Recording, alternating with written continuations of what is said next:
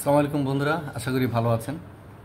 জাতীয় ঐকমত্য কমিশনের মেয়াদ আরও 1 মাস বাড়িয়েছে অন্তর্বর্তীকালীন সরকার, অর্থাৎ সেপ্টেম্বরের 15 তারিখ পর্যন্ত বাড়িয়েছে।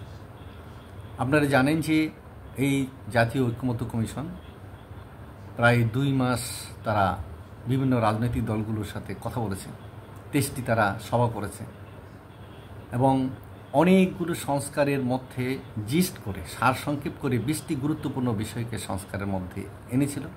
তার মধ্যে আপনারা জানেন যে 11টিতে সবাই সর্বসম্মত মত দিয়েছেন, 9টিতে কোনো কোনো দল নোট অফ ডিসেন্ট দিয়েছে, তাদের আপত্তি আছে। তারা বলছে এখন আমরা মেনে নিলাম, কিন্তু নির্বাচন পরবর্তী পর্যায়ে সংসদেগুলি নিয়ে আলোচনা হবে, সংসদ যা ভালো মনে করে সেটি।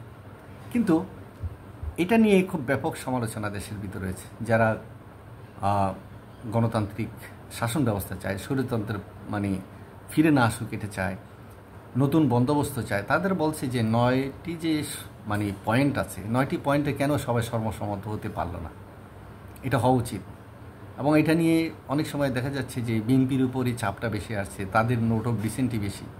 এবং সম্প্রতি 2 দিনের মধ্যে লক্ষ্য করা যাচ্ছে যে বিএনপির পক্ষ থেকেও বলা হচ্ছে যে না, তারা ওই বিষয়গুলো নিয়ে আবার একটু আলোচনা করতে চায় এবং তারা তাদের যে অবস্থান সেখান থেকে সরে আসতে চায়। এটা কিন্তু একটা গুড, যে জনগণ কী চায়, মানুষ কী চায়, সেটা যদি কোনো দল বুঝতে পারে সেটা খুবই দেশের জন্য কল্যাণকর, মঙ্গলকর। আর বিএনপি এমন একটি দল, তারা হচ্ছে আপনার উদার গণতান্ত্রিক দল।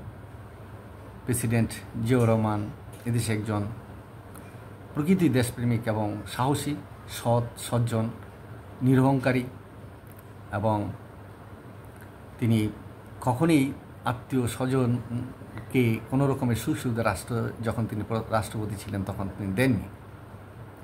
তারপরে খালেদা জিয়া দীর্ঘদিন লড়াই সংগ্রাম করেছে এরশাদের বিরুদ্ধে, স্বৈর শাসনের বিরুদ্ধে, সামরিক শাসনের বিরুদ্ধে। তিনি আপোষ করেনি, তাই আপোষের নেত্রী হিসাবে তার একটা ইমেজ তৈরি হয়েছে। তার পরবর্তী পর্যায়ে 111 এসে তারেক রহমান সাহেবকে অত্যাচার করা হয়েছে এবং তিনি চিকিৎসার জন্য তিনি বাইরে চলে গেছেন। দীর্ঘ বহু বছর তিনি বাইরে আছেন, সেখান থেকে দলের হাল ধরেছেন এবং তিনি প্রথম থেকেই বাংলাদেশের রাজনৈতিক গতিবিধি দেখছেন। তিনি একদম গ্রাম পর্যন্ত তার যে দলীয় কর্মী, সমর্থক গোষ্ঠী, তাদের সাথে কথা বলছেন, প্রচুর পরিশ্রম করে যাচ্ছেন দিনরাত দেশের জন্য এবং গণতন্ত্রের জন্য। এবং ওই ফেসিবাদী হাসিনা সরকারের বিরুদ্ধে তিনি লড়াই অব্যাহত রেখেছেন। তার দল রাজপথে ছিল, সারা বাংলাদেশে বিভিন্নভাবে মিটিং মিছিল করেছে, খুন খুনের শিকার হয়েছে, জেল জরিমানার শিকার হয়েছে, তারপরেও কিন্তু হাল ছাড়েনি। অবশেষে 2024 যে পরিবর্তন আসছে, সেই পরিবর্তনের কারণে একটা সুবাতাস বইছে এবং সেই জন্যই অন্তর্বর্তীকালীন সরকার একটা ঐকমত্য কমিশন করেছে। সেখানে আলোচনা করে একটা জায়গায় দেখেছি যে পৌঁছেছে। তো কিছু কিছু জায়গায় যেখানে একটু ফারাক আছে, মতভেদ আছে, সেগুলি দূর করার জন্য বিএনপির পক্ষ থেকে একটা ইতিবাচক সাড়া পাওয়া গেছে। আর এর মধ্যেই সরকার মনে করছে যে যেহেতু জুলাই ঘোষণাপত্র জুলাই সনদ যেহেতু ডিক্লেয়ার দিতে হবে এবং এটা যেহেতু সংবিধানের মধ্যে লিপিবদ্ধ করতে হবে, সংবিধান চেঞ্জ করতে হবে, তাই এই সমস্ত বিষয়গুলো ফয়সালা হওয়া খুব জরুরি। তো সেক্ষেত্রে 9টি বিষয় নিয়ে হয়তো নতুন করে আবার আলোচনা হবে। এই যে অন্তর্বর্তীকালীন সরকার সেপ্টেম্বরের 15 তারিখ পর্যন্ত বাড়িয়েছে, দ্যাট মিনস 1 মাস।